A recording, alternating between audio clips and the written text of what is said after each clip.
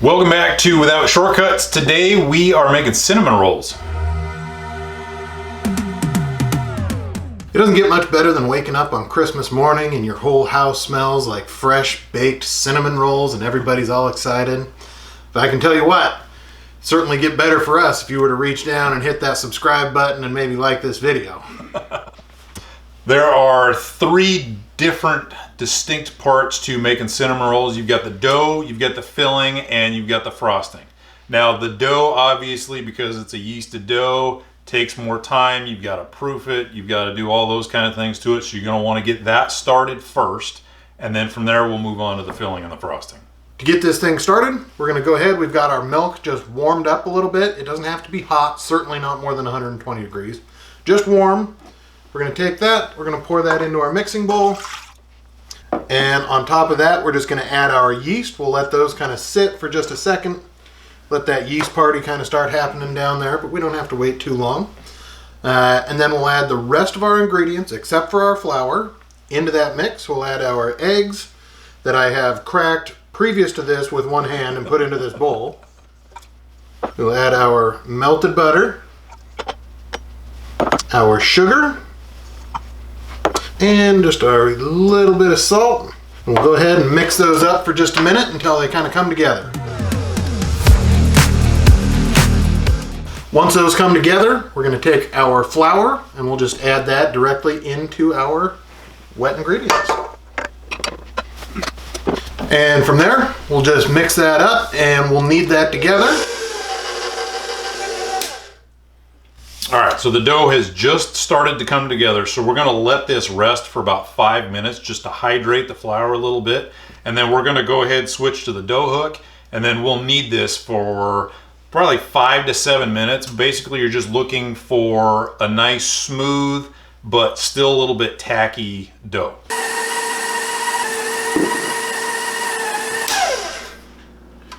All right, so we've got about 6-7 minutes, probably closer to 7 minutes, kneading this in the stand mixer. Now this is a wet dough. It's going to keep sticking to the sides of the bowl a little bit. That's fine. You don't want to add a bunch of extra flour here. Well, you probably do want to. I do, looking at this, but for this dough, you don't want to do that. You want this to be a nice light dough. You want your cinnamon rolls to be light and airy and fluffy. So we're just going to take this, scrape it out into our proofing container.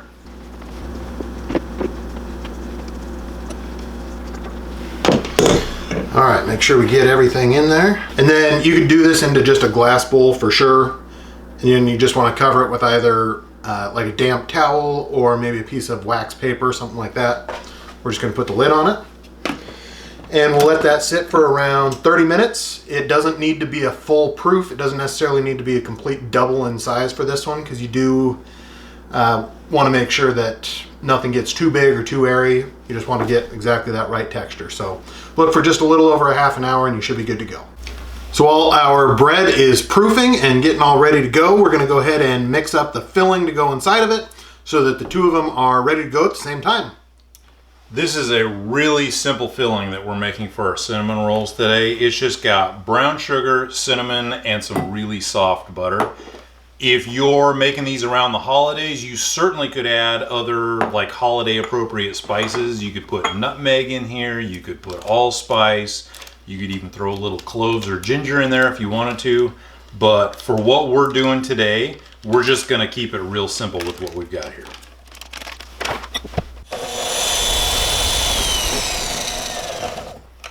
And with that, our filling is ready to go. Our dough is nice and proofed just the way we want it. So we're going to go ahead and roll this out and get some filling into it. Now with this dough, like we said, this is a really sticky dough. So you want to make sure you've got an ample amount of flour on your work surface. You also want to make sure your work surface is clean before you start this so that you don't have any contaminations going forward. So go ahead, put a nice amount of flour. You're going to roll this out into a pretty big sheet. So make sure you cover some area. Once you have that, you're going to take your dough. There we are, right out onto your work surface. And then, again, sticky, more flour. Right over the top, a little bit on my hands.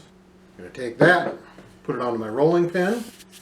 And then we're just going to kind of stretch and roll this piece into a sheet that's about 15 by 24 inches. You want to get it as nice and even as you can so that when you roll it up, you've got an even spiral all the way across.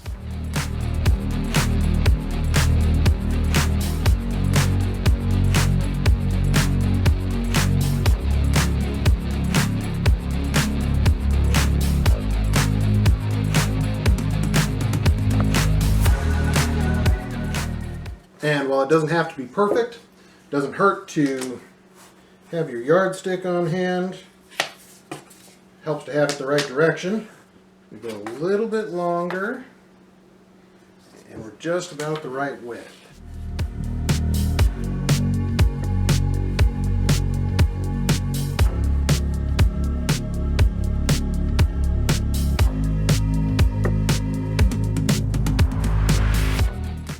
There we go. I'm just feeling to make sure there's no real high spots and everything's pretty consistent. I can go even just a little thinner.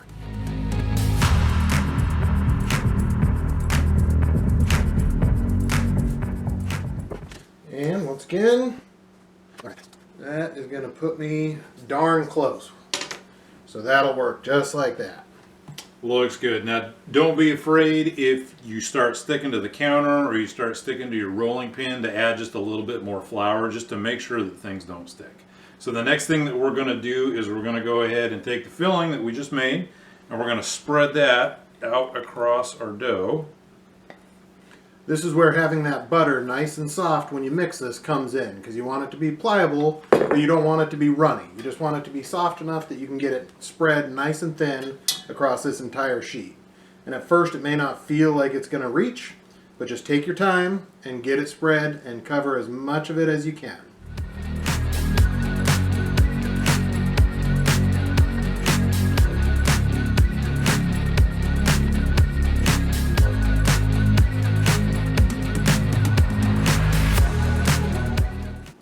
So that's pretty evenly covered across all of our dough. Once that's done, you're going to start on the long side of your dough and you're just going to roll this up into a nice tight spiral. Optimally, you want to have a nice even diameter all the way across it, so you don't have a couple of cinnamon rolls that are 8 inches around and a couple that are 3 inches around. You want to be as close as possible. Just kind of keep an eye on it while you're rolling it up. You're just going to fold this edge over the top.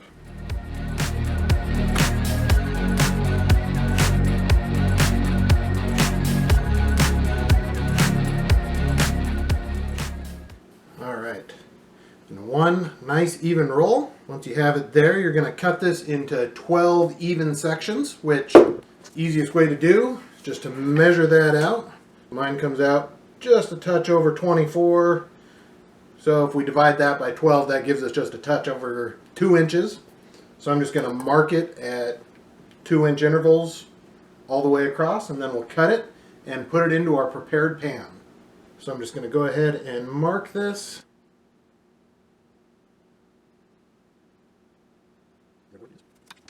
And then we're just going to cut it. Be gentle. Don't cut your counter or anything. If you have to have a cutting board underneath it, go ahead and do so.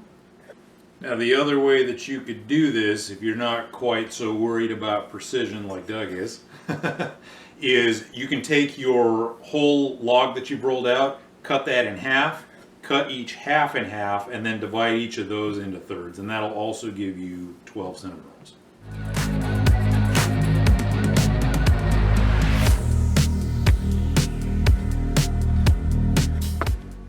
So we've got our cinnamon rolls in the pan. We're going to go ahead and just cover this and we'll let them proof for another 30 to 45 minutes. Basically, you're looking for them to about double in size.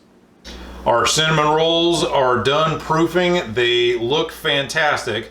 So now to answer the question in the title of this video, the secret to these cinnamon rolls is about a half a cup of just slightly warmed up cream that's going to go right over the top of these. And use heavy cream, not half and half. You really want that fat to soak in and make these nice and chewy and delicious. These are going to bake at 375 for 17 to 19 minutes, somewhere in there. Depending on how they're packed in and how thick they are, you know, it might take longer for some of them in the middle to cook all the way. So just check them, make sure the ones in the middle are completely done. If you have to use a thermometer, make sure that the middle ones get up to 200 degrees you can. Otherwise, just when everything's golden brown and your house smells absolutely delicious, then you'll know they're ready to go. So we're going to slide these in, we'll make up some frosting, we'll be right back and see what we did. Our cinnamon rolls are in the oven, and while those are baking, we're going to go ahead and mix up some cream cheese frosting. So this is a really easy frosting. We're just going to mix a little bit of powdered sugar with some softened cream cheese. We're going to throw in a little bit of softened butter with it. And then you can add like a maple extract or even a good maple syrup at this point to give it that nice kind of fall flavor. Or you can just use vanilla extract. We're just going to go with the vanilla. This does make quite a bit of the frosting, especially if you're cutting into 12 cinnamon rolls. You may be able to cut this recipe by about a third and have plenty, but I don't think anybody's had a bunch of extra cream cheese frosting and thought, ah, what a terrible thing. So Right. You'll probably be just fine.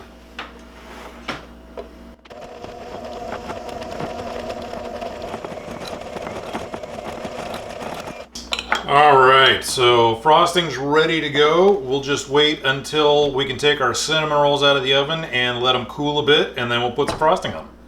Our cinnamon rolls are out of the oven. Ours took 20-21 minutes, a little bit longer. They're pretty packed in there, they're fairly dense. So they took a little bit, but they're nice, golden brown. Everything looks good. And then we also let them sit and cool just a little bit. We don't want the frosting to just kind of go everywhere as soon as we put it on, but we do want them warm so that it'll be melty and delicious when it's on there. All right, so let's get these frosted.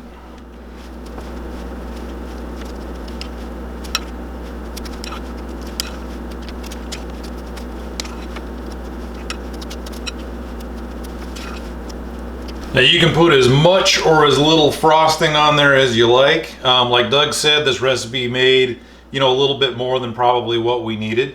But as he said, nobody has ever complained about having leftover cream cheese frosting. So let's pull one of these out and see how we did. Nothing wrong with that.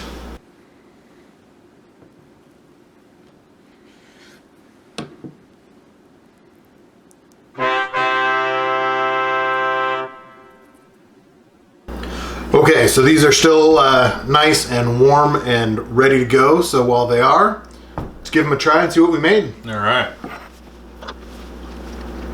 Wow. Obviously, it's hard to beat a warm cinnamon roll regardless, but they're so soft and fluffy, and just a little bit of like sourness you get from the cream cheese and the frosting hits right up against all that sweetness so well. Man, that's a good cinnamon roll. With that cream in there, it just makes it so soft and, flavorful. I mean, there's so much packed into those bites with the cinnamon and then the texture of the bread. And like you said, the sharpness of that cream cheese frosting. I just absolutely love this recipe. And I think really we have found the answer to the question, what's the secret to cinnamon rolls? Yeah. And that answer is these. Yep. Everything about them, this is the secret right here. Right there. Give these a try. I know there's 1,000 different recipes for cinnamon rolls out there, but try this one out. Let us know what your favorite recipe is for cinnamon rolls, and maybe we'll give that a shot too. So until the next time, hit us up on Instagram and Twitter and skip the shortcuts. Sounds good. Thanks, guys.